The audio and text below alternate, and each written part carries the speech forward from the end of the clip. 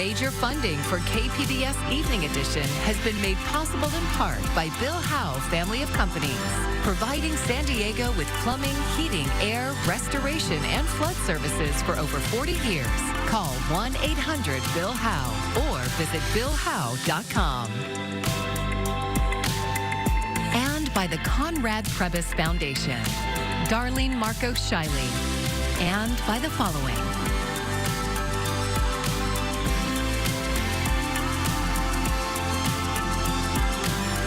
And by viewers like you. Thank you.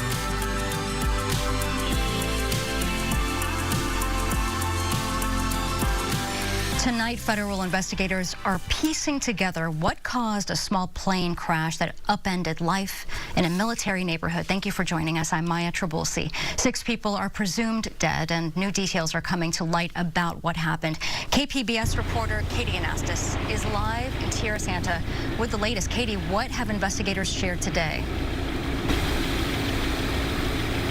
Well, Maya, you can see behind me that San Diego police have blocked off this portion of Salmon Street, so we can't see what's going on over on Sample Street at this moment.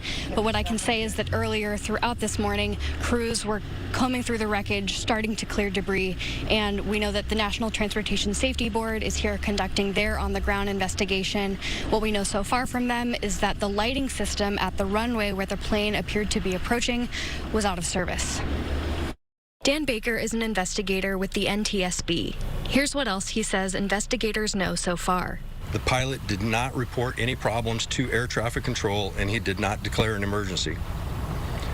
We have determined that the automated surface observing system, which provides airport weather conditions to pilots, was inoperative at the Montgomery Airport at the time of the accident due to an unrelated power surge. That meant the pilot relied on weather reports from Marine Corps Air Station Miramar, which is about 4 miles away. There are other factors the NTSB still needs to investigate. That includes human factors, such as pilot qualifications, training, and flight history. Baker says they'll also be looking at the plane's maintenance history and in-flight performance. Here in this military housing community, students returned to their schools today. Tom Schrader says the crash destroyed his car, but he's feeling grateful. The community support in and of itself in a positive way is makes you want to break down in tears just because of how much everybody's come together, and then just all the help. It's been tremendous, so it's one of those, a lot of bad and a lot of good is going on. Today's update from the NTSB is the last they'll give before their preliminary report. That's expected to come out in about 3 to 4 weeks. The final report is expected between 1 and 2 years from now. Maya? Thanks, Katie. And a day later, we are hearing from some of those who knew the victims. One of those was San Diego-based music agent Dave Shapiro. Victor Fuentes says Shapiro worked closely with his son, who co-founded the band Pierce the Veil. He says Shapiro helped guide his son for 18 years and saw the band perform in New York before flying back to San Diego. After the crash, he says his son called him to break the news. Dave Shapiro is like a brother to him. He just broke down. He was crying most of the day yesterday. You knew that Dave was going to stick up for your band. He cared about serious musicians that were trying to make it. And Fuentes says he saw Shapiro several times a year, often at a studio in San Diego. Shapiro's talent agency says 2 additional employees also died in the crash. Though rare, San Diego has seen many plane crashes over the years. Coming up, a look back at the past crashes in our region and why, despite that history, air travel remains one of the safest ways to travel. That marine layer has been quite prominent the past few nights, and tonight, really no different. As we get the clouds to increase overnight, we fall back into the mid-60s around the city. And of course, the days to come, as we head into the holiday weekend, not much change, but I'll have the details as we look out to the holiday coming up. ICE agents arrested several people as they were leaving their hearings in San Diego's immigration court. It's a new and controversial tactic. KPBS reporter Gustavo Solis spoke to witnesses who saw agents arrest the wrong man. Cell phone video shows ICE agents surrounding a man in the hallway of a federal building in downtown San Diego. In the background, you can hear the man's lawyer asking to see a warrant. Can I please see a warrant? You have a warrant? Yes, we do. They arrest the man without showing a warrant or verifying his identity. Can I see a warrant, please? Yes, we will do that. We will. Take a breath. Well, hold on. You're taking it without me seeing a warrant. Can I please see a warrant? ICE agents place the man in handcuffs, and then he falls to the floor, starts hyperventilating. When his lawyer finally sees the warrant, he points out that agents have the wrong guy. Can I see it? Yeah, is this your client? No, that is not my client. You guys are arresting the wrong person. That is not the person on your warrant, sir. The man was later released. ICE agents arrested at least 8 people Thursday. That's according to lawyers and advocates who witnessed the arrest. ICE did not respond to questions asking the agency to verify the number. The incident was part of a chaotic scene that played out Thursday in the narrow hallways of the Edward J. Schwartz Federal Building. Previously, ICE would not make arrests in places like schools, churches, and courtrooms. But President Donald Trump eliminated those restrictions in January. Similar courtroom enforcement operations have happened recently in New York City, Miami, and Seattle. Urval Patel is a volunteer with the advocacy group Detention Resistance. He says ICE agents tried to prevent him from recording some of the arrests. We were just there to escort people out, letting them know what their rights are. And as we tried to do that, ICE pretty aggressively started to arrest every person that I was walking out with. They pushed me out the way. They refused to kind of really show any warrants. Patel says the enforcement action was both aggressive and unnecessary. These are people that are going through the law. They're applying for asylum. They are showing up to their court dates.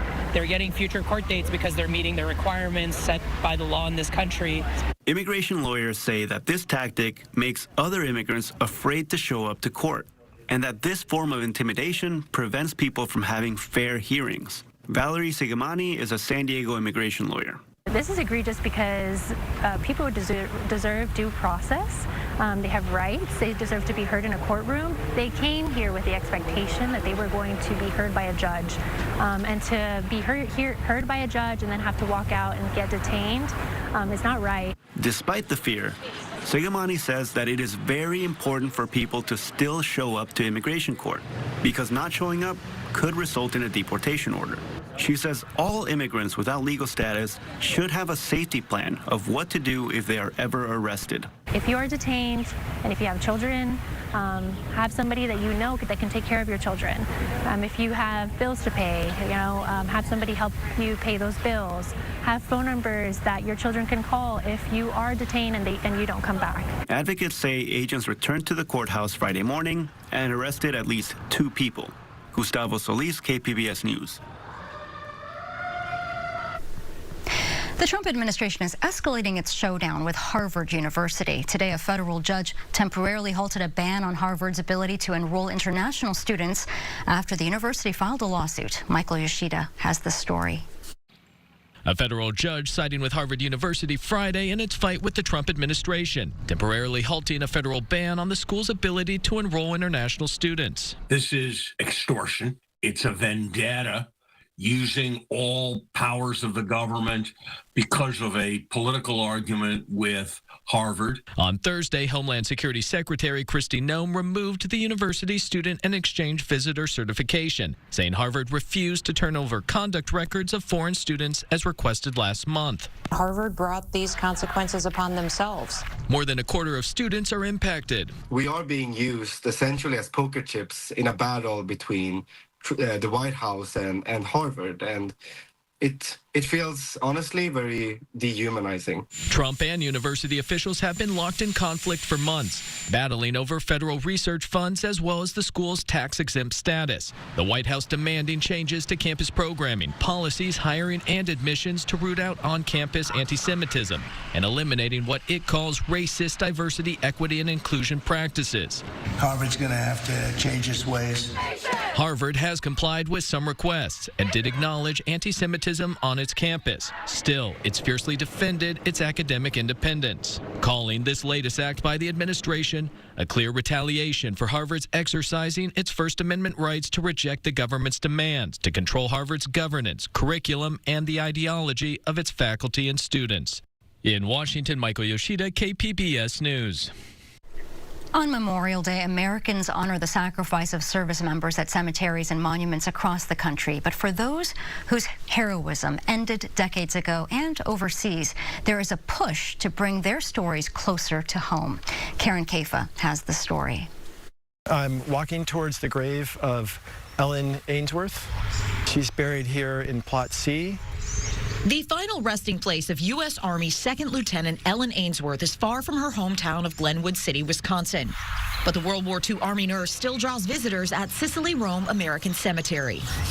So as we take this sand and rub this across her name, for a family member, it creates this physical and emotional connection. Cicely Rome American Cemetery, about 40 miles south of Rome, is one of the cemeteries administered by the American Battle Monuments Commission, which maintains monuments to more than 200,000 of the nation's fallen heroes outside of the United States, including the sites like Paris and Normandy. They are powerful sites of remembrance that are an incredible place to visit and honor the dead of World War I and World War II. However, our audience is the American people. And many Americans will never get the chance to physically journey to one of our cemeteries. The American Battle Monuments Commission has now partnered with the Department of Veterans Affairs to bring the stories of these service members closer to home, using the VA's Digital Veterans Legacy Memorial. These American heroes deserve to be remembered and their stories to be told just as any other veteran or service member. Launched in 2019, VA Program Officer James LaPaglia says the digital database is intended to make the stories of every U.S. veteran more interactive, more vivid, and more accessible. We wanted to take the cemetery experience beyond the confines of a gate or a cemetery wall. With their data, the VA has created online memorial pages for more than 10 million U.S. service members in VA and VA grant-funded cemeteries, Department of Defense cemeteries like Arlington National Cemetery, and other sites like the cemeteries abroad. Family members, friends, and the public can submit photos and mementos to populate each page and share a veteran's story. Like Ainsworth's, which ended in February 1944 in Italy. While her hospital was under attack, she moved her patients to safety and died from her own injuries days later. A story Mark Ireland, superintendent of the Cicely Rome American Cemetery, says still inspires. That idea of, fighting till the very end, not giving up. And is just one of many to be honored by generations to come. In Washington, I'm Karen Kafa.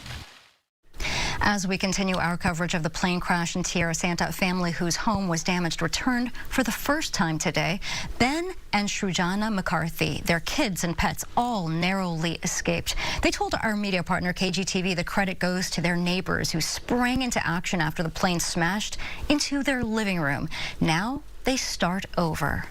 You call an insurance adjuster, and like a plane just crashed into both my cars, and they're like, it's not something you hear every day. So it's hard to work through. It just makes you realize, like, starting from ground zero and working your way up and just trying to keep track of everything that you have to do and realize this process isn't something that's going to be like an overnight process. And the family adds the military has been helping to support them through the process. Plane crashes are exceedingly rare, but sometimes it may feel like San Diego sees more than its fair share. KPBS military reporter Andrew Dyer says despite appearances, flying remains among the safest ways to travel. There's a cliche in the news industry. They don't write about the planes that land. What that means is plane crashes are news in part because they're rare, even if it doesn't always feel that way. And in many ways, the history of San Diego is tied in part to the history of aviation. So, our history, of course, in aviation is phenomenally long. Jim Kidrick is the president and CEO of the San Diego Air and Space Museum. He says manned flight has been happening in San Diego since 1911. And although San Diego International Airport has just one runway, civil aviation thrives here. Well, it's actually pretty significant. We have a number of airports. We have Palomar. Okay, we have Brown Field down south. We have Montgomery Field. We have Gillespie.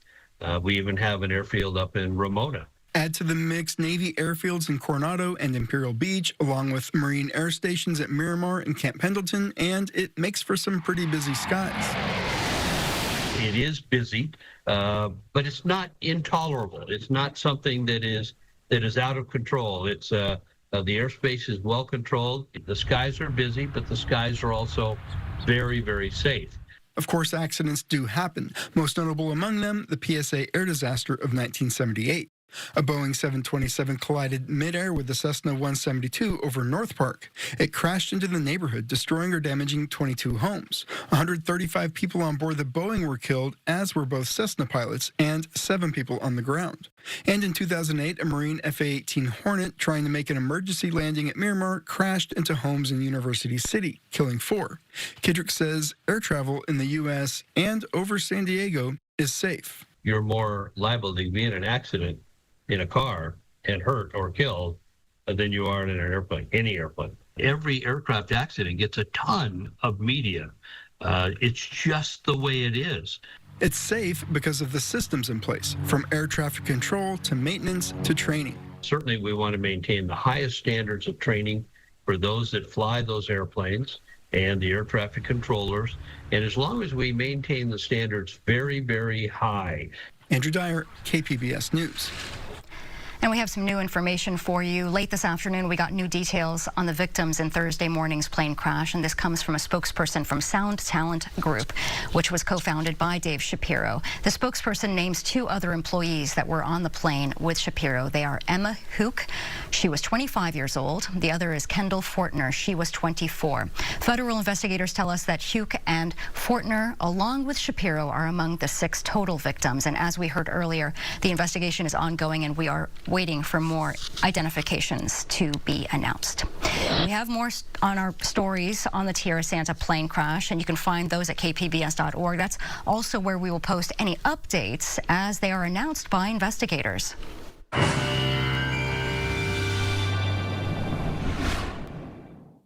We've certainly had a good marine layer each night the past few nights, of course, and now as we head into the weekend, we won't see much change in that, but we will be able to still break out with some sunshine during the day, and one day might be a little bit warmer than some of the others. A cool Saturday for us as we start off the holiday weekend. Like I said, the marine layer staying strong. I thought it might weaken a little bit as we went from Saturday night into Sunday. Not really the case, so we are expecting that to stay pretty continuous throughout the weekend and warmer towards the end of next week. At least that's our real notable change in temperatures. As we go through the area tonight, 63 the low in the city as you look towards Escondido. 57, Mount Laguna coming in at 51 for the low, and Chula Vista 61 for your low there. As we head through your Saturday, really no change. All the stormy weather has been focused more towards the high plains of the U.S., so it's kept the Southwest largely dry. Have we had some influxes of clouds at times? Certainly, but really no change in the precipitation pattern, and we're not likely to see that through the rest of the holiday weekend. So as you look out for tomorrow, still bright, still dry for us through the afternoon. Of course, you got to shake some of those morning clouds, which will be prominent, especially as you get towards the close. They're going to linger a little longer there. As you can see, the city goes to 68 for tomorrow. We head to 75 in Ramona, and with more sunshine in Borrego Springs, we should bump back into the lower 90s. Again, Saturday, tomorrow, our cooler day set up for us in most locations. But for the coast, really not much change through most of the weekend here as we hold on to the upper 60s, lower 70s, even into early next week. We won't see too much of a change beyond the holiday itself. If you work your way to the inland communities, you can see the Saturday and Sunday holding steady in the mid-70s. We don't change too much for the holiday. It does look like for the ceremonies and services that you might be attending, we are going to be dry and bright for that. And for the mountain locations, our cooler day here noted as Saturday. We go back into the 60s as we go into Memorial Day itself. We'll go back into the mid-90s for Memorial Day in our desert communities, lower 90s though for Saturday. For KPBS News, I'm meteorologist Melissa Constanzer. When you think of a gourd, do you think squash or pumpkin? How about musical instrument, storage vessel, or even handmade art? KPBS Explorers Hidden San Diego took a trip to the Wellburn Gourd Farm and learned how the new owners honor the culturally significant fruit, that is, the hard-shelled gourd.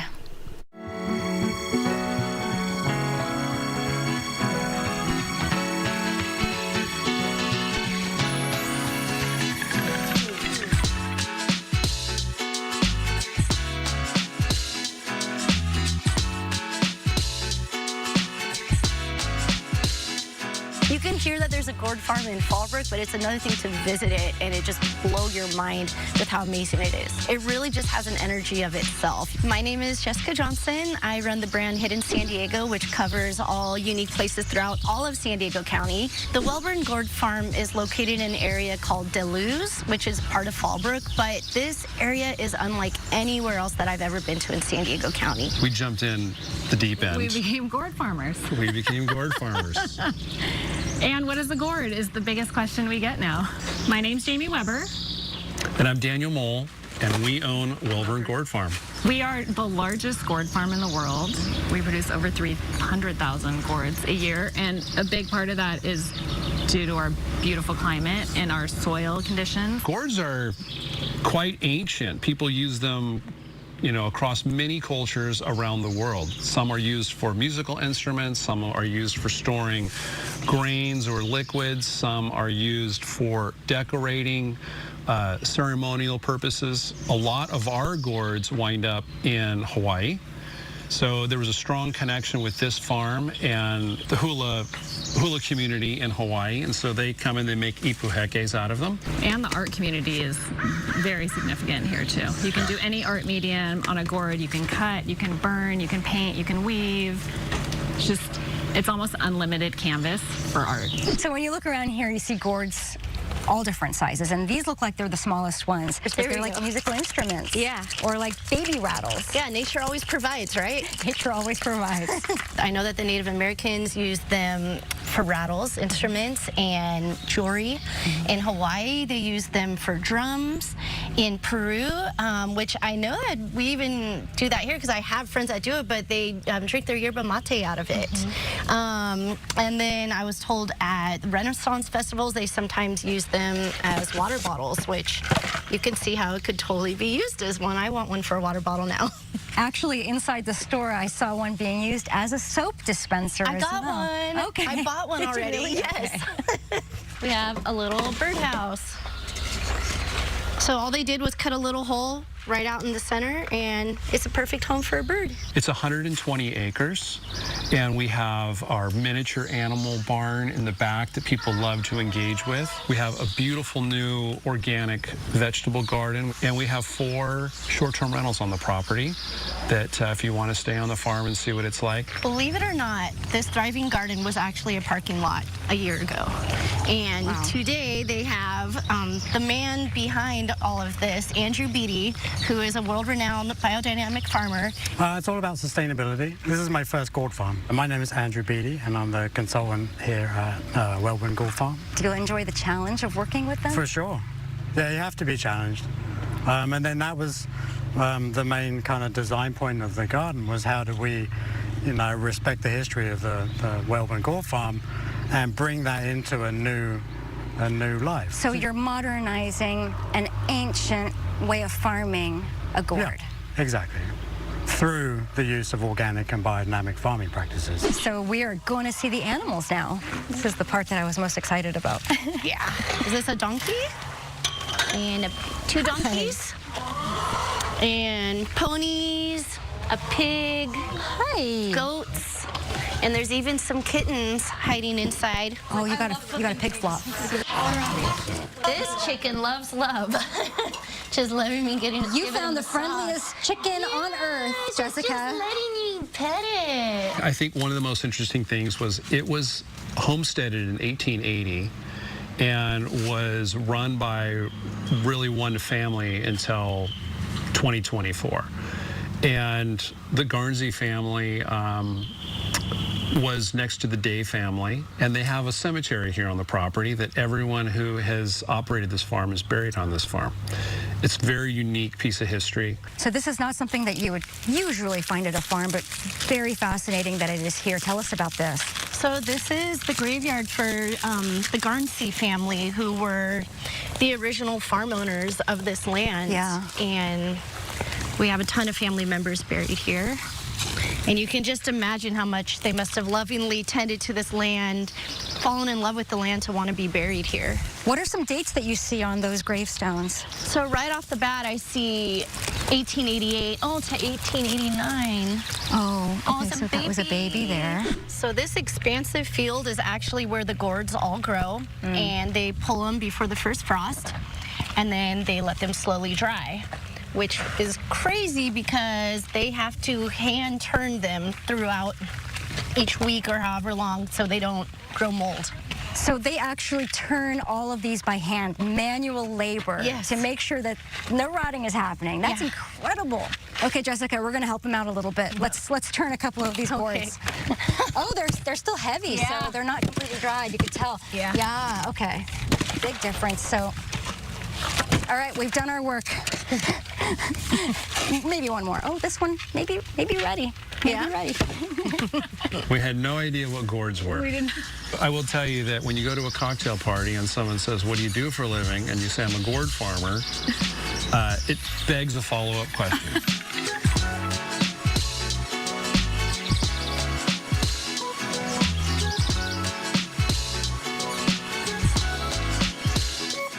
And after a 14-year hiatus, the Wellborn Gourd Farm is bringing back the Gourd Festival this weekend. The festival runs now through Sunday. You can find more of Jessica's Hidden San Diego and California sites on her webpage, hiddensandiego.com. And you can find tonight's stories on our website, kpbs.org. Thank you so much for joining us. I'm Maya Trabulsi. Good night. Major funding for KPBS Evening Edition has been made possible in part by Bill Howe Family of Companies, providing San Diego with plumbing, heating, air, restoration, and flood services for over 40 years. Call 1-800-BILL-HOWE or visit BillHowe.com. And by the Conrad Prebys Foundation, Darlene Marcos Shiley, and by the following: